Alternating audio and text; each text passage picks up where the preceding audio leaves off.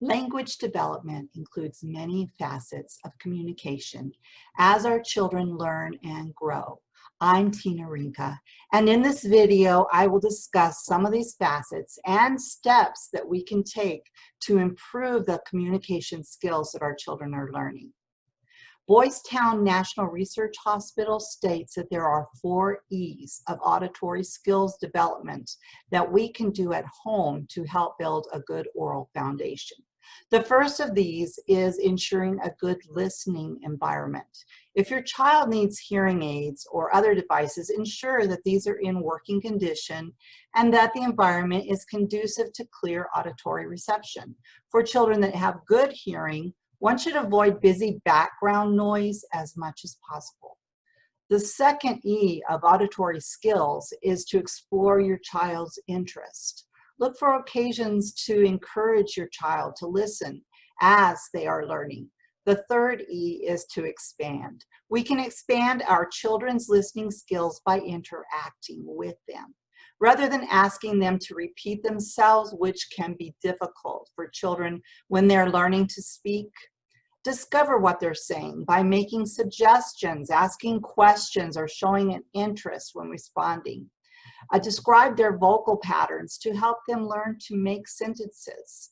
The fourth E is to enjoy. Make learning about sounds an enjoyable experience. Provide a foundation that makes learning fun. Children will first learn to notice sounds as they mature, and shortly thereafter, they will recognize and notice differentiating sounds. One of the first games that parents can play with babies and toddlers is to ask them what sounds different animals make. Parents can encourage children to notice sounds by asking them what they hear or by imitating the sound that they have heard. It is important to interact with our children whether they are vocalizing or not. There are other ways to express oneself other than vocally. It is invaluable for children to learn to make their needs known calmly. Once they have reached a certain maturity, it is not advantageous for them to get what they want by screaming or by crying if they can express themselves in other ways. Helping them to stay calm and to help us discover what they need will enable them to be happier as individuals.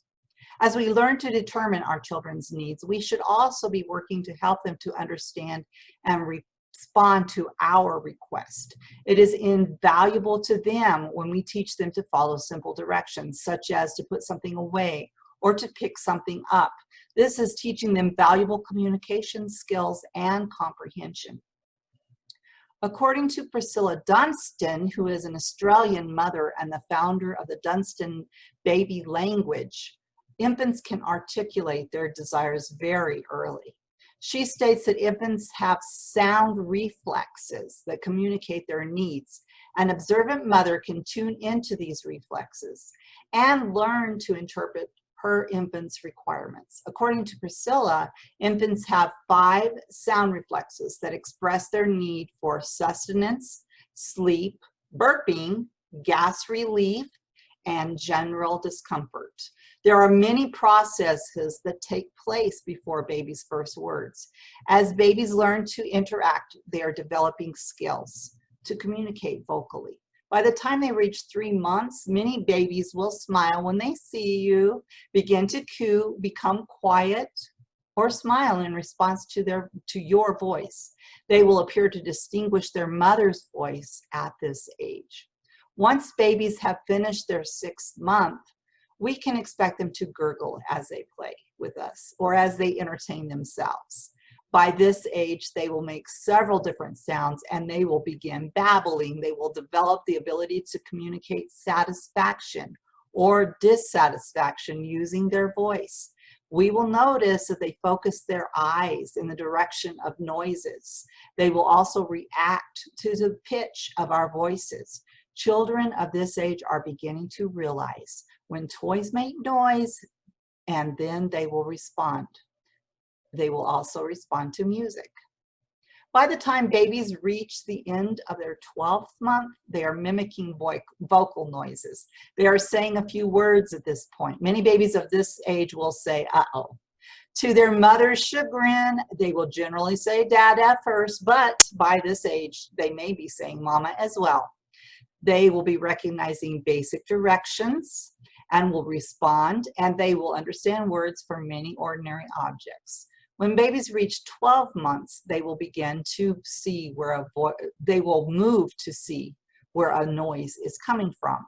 At the age of 18 months, children are acknowledging familiar names of individuals, items, and body parts. They are following instructions, and they can usually speak up to 10 words. By the time they have reached the end of their 24th month, they are using simple phrases and questions.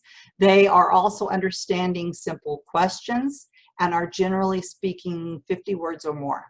At this point, those who know the child should be able to understand them at least half the time when they speak. If you're concerned about your child's communication skills, you should discuss these concerns with your pediatrician.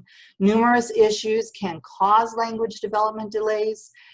Hearing concerns and developmental delays should be considered. The doctor can help you find an audiologist to help with hearing concerns, or a speech specialist in the case of speech impediments or delays.